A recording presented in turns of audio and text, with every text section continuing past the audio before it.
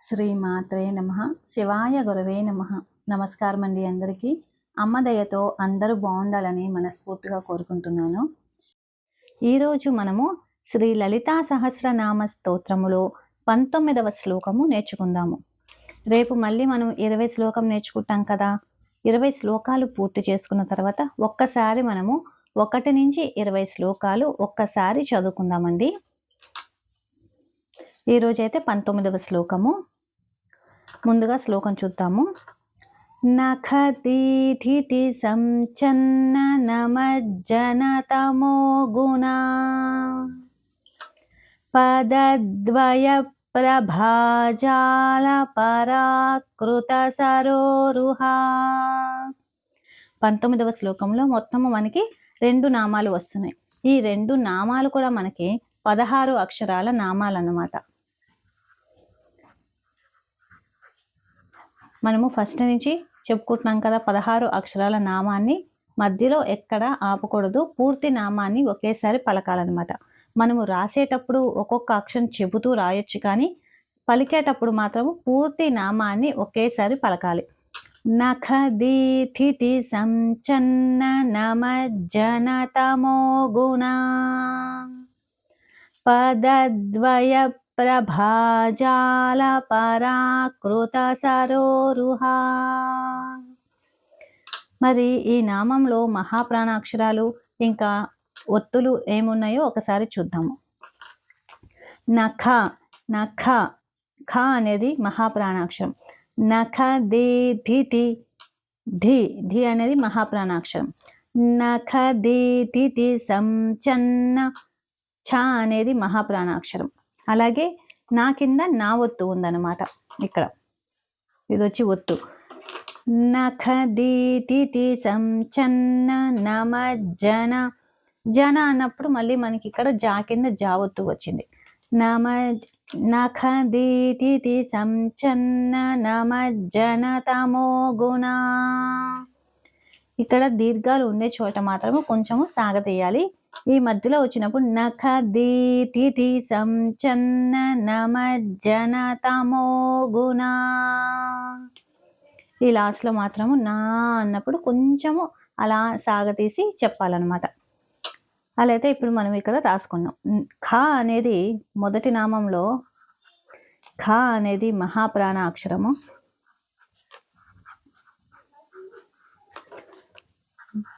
ధీ అనేది మహాప్రాణాక్షరము. అంటే ఇలా రాసుకునే దానివల్ల ఏమవుతుందంటే మనము ఇట్లా శ్లోకం రాసి ఆ శ్లోకంలో నామం రాసి ఇలాగా వేరే కలర్ తోటి ఇలా హైలైట్ చేసుకునే దానివల్ల, ఈ కింద రాసుకునే దానివల్ల మనం చదివేటప్పుడు కూడా ఇది ఖా ఉంది కాబట్టి కొంచెం ఒత్తి పలకాలి అనేసి అని తెలుస్తుంది. ఇక్కడ మళ్ళీ ఇంకో కలర్తో ఉంది కాబట్టి ఇది నా కింద ఇలా నా ఒత్తు వచ్చింది. నా అంటే మనకి చెప్పేటప్పుడు ఇక్కడ ఏమైతే రాస్తున్నామో ఓకే ఇవి కొంచెము స్పెషల్, వీటిని మనము జాగ్రత్తగా పలకాలి అనేసి అని మనకు తెలుస్తుంది అనమాట. అందుకనేసి నేను ఇలాగా నామంలో ప్రతి నామంలోను శ్లోకంలోనూ ఏవి మహాప్రాణ అక్షరాలు ఉన్నాయి, ఏవి ఒత్తులు ఉన్నాయి, అంటే ఇప్పుడు ఇక్కడ చూడండి పదద్వయ ద్వయ అన్నప్పుడు దా కింద వావొత్తు వచ్చింది.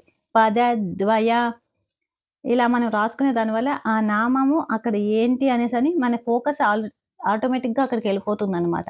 అందుకనేసని ప్రతి శ్లోకంలోనూ మీరు కూడా రాసుకునేటప్పుడు కానీ సాధన చేసేటప్పుడు కానీ ఈ విధంగా కనుక మీరు ఒక్కొక్క కలర్ తోటి ఇలా పెట్టుకున్నారంటే అప్పుడు మీకు చక్కగా ఆ శ్లోకం చదివేటప్పుడు మీకు తెలుస్తుంది అనమాట. ఓకే ఇది మహాప్రాణ అక్షరం వచ్చింది, మనం కొంచెం ఒత్తి పలకాలి. నఖ నఖ ది ధితి సంచన్న నమ సంచన్న నమ జన తమో గుణ.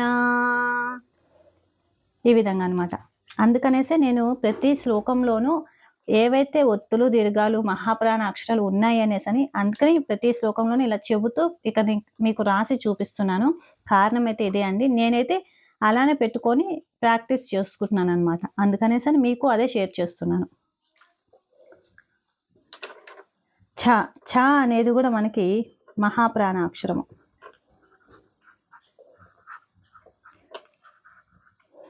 అలాగే నా నా అన్నప్పుడు నాకి నా ఒత్తే వచ్చింది మళ్ళీ.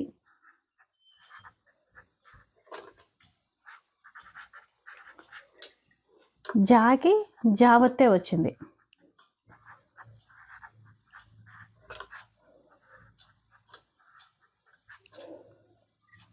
ఇది మొదటి నామము.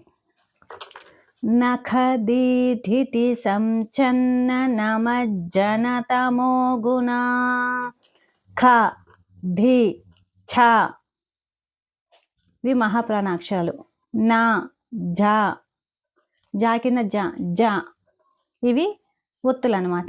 నఖదీధితి సంచన్న నమజ్జనతమో గుణ. ఇక్కడ చూస్తే సా పక్కన సున్నా ఉంది. సమ్ అనేసరి స్పష్టంగా పలకాలి. సమ్ అనేసరి. నఖదీధితి సంచన్న నమజ్జనతమో గుణ.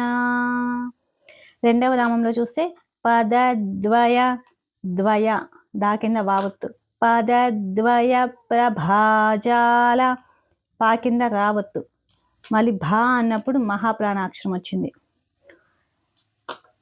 పదద్వయ ప్రభాజాల పరాకృత సరోరుహ.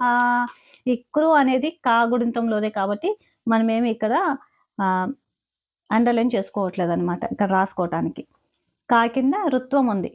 కాలో కాగుడింతంలోది కాబట్టి మనం మామూలుగా చెప్పేసుకోవచ్చు. దాకి వావత్తు వచ్చింది.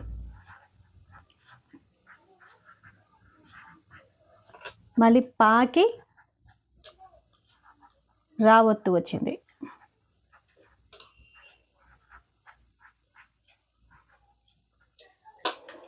అలాగే భా భా అన్నప్పుడు భాకి దీర్ఘము వచ్చింది, మహాప్రాణాక్షరం అనమాట.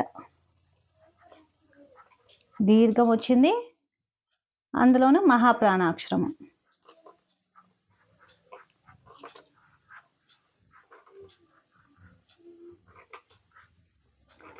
భా పదద్వయ ప్రభాజాల పరాకృత సరోరుహ. నఖదీధితి సంచన్న నమజ్జనతమో గుణ.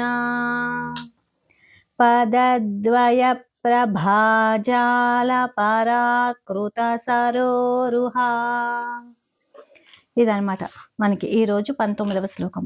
మరి నామావళిలో వచ్చేసరికి మనకి శ్రీ కానీ ఓం కానీ చేర్చి నామావళిలో చెప్పేటప్పుడు నఖ శ్రీ నఖదీతిథి సంచన్న నమజ్జనతమో గుణాయై నమః. శ్రీ శ్రీ పదద్వయ ప్రభాజాల పరాకృత సరోరుహాయై నమః.